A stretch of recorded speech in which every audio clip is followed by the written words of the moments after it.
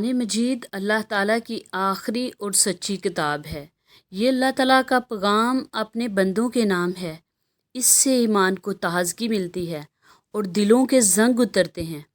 قرآن مجید کی تلاوت کرنا باعث برکت اور ثواب ہے۔ قرآن کریم کے ذریعے راہ نجات تلاش کی جاتی ہے۔ اس میں شفا ہے۔ اس سے روحانی جسمانی امراض سے نجات ملتی ہے۔ اس کے عجائبات تو غرائب کی کوئی انتہا ہی نہیں، نہ اس کے فوائد کی کوئی حد ہے۔ یہ وہ کتاب مبین ہے جس نے اولین و آخرین جنوں انس کو ہدایت کی راہ دکھائی۔ جن لوگوں نے اس سے اعراض کیا اور اس سے لو لگائے بغیر راہرو بنے، وہ کامیابی کی منزل نہ پا سکے، اور جنہوں نے کتاب اللہ پر اعتماد کیا وہی کامیاب ہوئے۔ جنہوں نے اس کے مطابق عمل کیا وہ دین اور دنیا کی سعادت سے بہرہ ہوئے۔ قرآن کریم عام کتابوں سے ممتاز ہے، اس لیے اس کی تلاوت کے بھی کچھ شرعی آداب ہیں۔ قرآن مجید کی تلاوت سے پہلے تعوذ پڑھنے سے متعلق اللہ تعالیٰ کا ارشاد ہے، پس اے رسول مکرم، جب آپ قرآن پڑھیں تو شیطان مردود سے اللہ کی پناہ طلب کریں۔ یہ سورۃ النحل آیت نمبر 98 میں ہے۔ یہ حکم اس لیے دیا گیا ہے کہ قرآن مجید شیطان پر سب سے بھاری چیز ہے۔ شیطان کی اصل چال یہ ہے کہ انسان کو قرآن سے دور رکھے، اسے قرآن نہ پڑھنے دے۔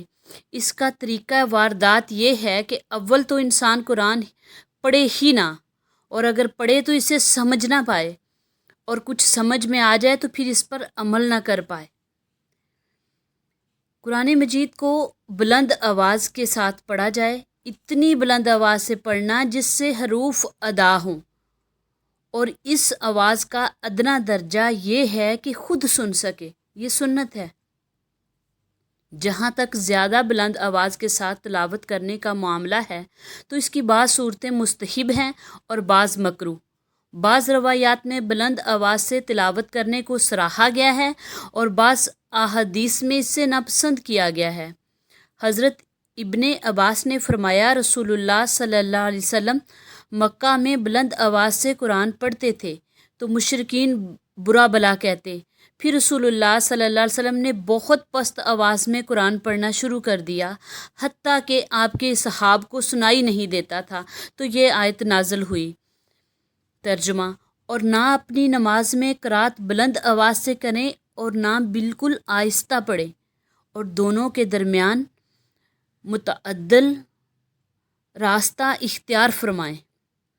حضرت عقبہ بن عامر روایت کرتے ہیں، نبی کریم صلی اللہ علیہ وآلہ وسلم نے فرمایا، بلند آواز سے قرآن مجید پڑھنے والا علانیہ صدقہ دینے والے کی طرح ہے، اور آہستہ پڑھنے والا پوشیدہ صدقہ دینے والے کی طرح ہے۔ قرآن مجید میں اللہ تعالیٰ کے نیک بندوں کا وصف بیان کرتے ہوئے ارشاد ہوا ہے، سب اہل کتاب یکساں نہیں ہیں، ان میں ایک گروہ اپنے عہد پر قائم ہے اور راتوں کو اللہ تعالیٰ کی آیتیں تلاوت کرتے اور اس کے سامنے سجدہ ریز رہتے ہیں۔ اور اللہ تعالیٰ کی آیتوں کی تلاوت جب اور جس وقت بھی کی جائے وہ ایک نہایت ہی مستحسن کام ہے، لیکن ایسے وقت میں جب لوگ میٹھی نیند سوئے ہوئے ہوں، کوئی اللہ کا بندہ جا کر ہر ایک سے الگ تھلگ ہو کر جب ان آیات کی تلاوت کرے گا، گویا وہ براہ راست اللہ تعالیٰ سے ہم کلام ہو جائے گا۔ پھر فرمایا، ان پر اللہ کی کتاب کی آیات پڑھنے کا اثر یوں ظاہر ہوتا ہے کہ وہ اللہ تعالیٰ کے حضور سر بسجود رہتے ہیں، یعنی ان کی فرما برداری کا شروع قیام سے اختتام اللہ کے حضور سجدہ ریزی پر ہوتا ہے۔ دوران تلاوت ہر انسان کو چاہیے کہ آیات پر غور و فکر اور تدبر کرے، جیسا کہ قرآن مجید کا مطالبہ ہے کہ وہ قرآن میں غور کیوں نہیں کرتے۔ اگر یہ قرآن اللہ کے غیر کے پاس سے آیا ہوتا تو یہ اس میں بہت اختلاف پاتے۔ ہر انسان اس کے مطالب میں غور کرے، لہٰذا یہ سمجھنا کہ قرآن میں تدبر کرنا صرف عواموں ہی کے لیے ہے، صحیح نہیں۔ البتہ تدبر اور تفکر کے درجات علم و فہم کے درجات کی طرح مختلف ہیں۔ قرآن مجید کی تلاوت کے آداب میں سے ایک ادب یہ بھی ہے کہ جو تلاوت کی اس کو سمجھ کر پڑھا جائے تاکہ اس پر عمل ہونا ممکن ہو۔ اس کتاب عظیم میں انسانی زندگیوں میں انقلاب برپا کرنے کی قوت اور تاثیر استعداد اس قدر ہے کہ ایک قوم جو صحرا میں رہتی ہو، غریب ہو، ننگے پاؤں ہو، لباس کا اہتمام نہ ہو، علم و دانش سے بالکل فارغ ہوں، اپنے زمانے کے سپر پاور زمین کے اس کا شمار نہ ہو، اس قوم کو بدلنے کے لیے قرآن آتا ہے تاکہ اس کی تشکیل جدید کرے، اسے زمین کی پستی سے اٹھا کر آسماں کی بلندی تک پہنچا دے۔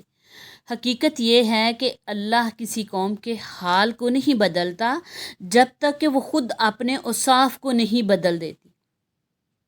چند ہی سالوں کے بعد اس صحرا کے قلب سے ایک نئی قوت ابھری جس نے روم اور فارس کی عظیم و قدیم سلطنتوں کو مٹا کے رکھ دیا اور عزت و ذلت کے پیمانے بدل دیے۔ نبی کریم صلی اللہ علیہ وسلم کے قرآن مجید کے احکام پر عمل کرنے کے چند طریقے ہیں۔ نبی کریم صلی اللہ علیہ وسلم جب وحی سے سرفراز ہوئے اور تمام انسانوں تک اللہ کا پیغام پہنچانے کا حکم ملا تو آپ نے خود کو دعوت اللہ کے لیے وقف کر دیا اور آخری سانس تک اس میں مصروف رہے۔ قرآن شریف نے صبر و ثبات کا حکم دیا تو آپ صلی اللہ علیہ وسلم مکہ میں کافروں کی مخالفتوں، طائف میں جاہلوں کے تشدد اور مدینہ میں یہودیوں اور منافقوں کی سازشوں کے سامنے صبر اور ثابت قدمی کا ایک پہاڑ معلوم ہوتے تھے۔ جہاد کا حکم ملا تو مدنی زندگی جہاد میں ڈل گئی۔ غزوات، سرایہ، جنگ و صلح، جنگی مہمات، لشکر کشی اور فتوحات، یہ سب قرآنی حکم ہی کی تو تعمیل تھی۔ قرآن مجید نے پریشان حالوں کی مدد کا حکم دیا تو آپ نے قرض سے لے کر حاجت مندوں کی مدد کی۔ قرآن حکیم نے عہد کی پابندی کا حکم دیا تو کیفیت یہ تھی کہ دشمن بھی آپ صلی اللہ علیہ وسلم کے وعدوں پر یقین کرتے تھے۔ قرآن نے عفو درگزر کے لیے کہا تو آپ نے ذاتی دشمنوں کو معاف کر دیا۔ قرآن نے رحم کا حکم دیا تو آپ انسانوں پر اتنے مہربان تھے جتنی ایک ماں چھوٹے بچے پر ہوتی ہے۔ قرآن نے عدل و انصاف کا کہا تو آپ کے عدل و انصاف پر دشمن کو بھی حیرت ہوتی۔ نبی کریم صلی اللہ علیہ وسلم نے اپنی امت کو بھی قرآن پر عمل کرنے کی ترغیب دلائی۔ حضرت زید بن ارقم روایت کرتے ہیں، رسول اللہ صلی اللہ علیہ وسلم نے فرمایا، میں تم میں دو عظیم چیزیں چھوڑ کر جا رہا ہوں۔ ایک اللہ تعالیٰ کی کتاب جس میں ہدایت و نور ہے۔ اللہ تعالیٰ کی کتاب پر عمل کرو اور اسے مضبوطی سے تھام لو۔ پھر آپ نے کتاب اللہ کے احکامات پر عمل کرنے پر ابھارا اور اس کی طرف ترغیب دلائی۔ ایک اور روایت میں ان لفاظ کا اضافہ ہے، یہ اللہ تعالیٰ کی کتاب ہے جس میں ہدایت اور نور ہے۔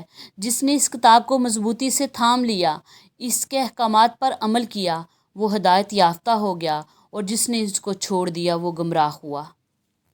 اللہ تعالیٰ ہمیں قرآن کے احکامات پر عمل پیرا ہونے کی توفیق عطا فرمائے، آمین یا رب العالمین۔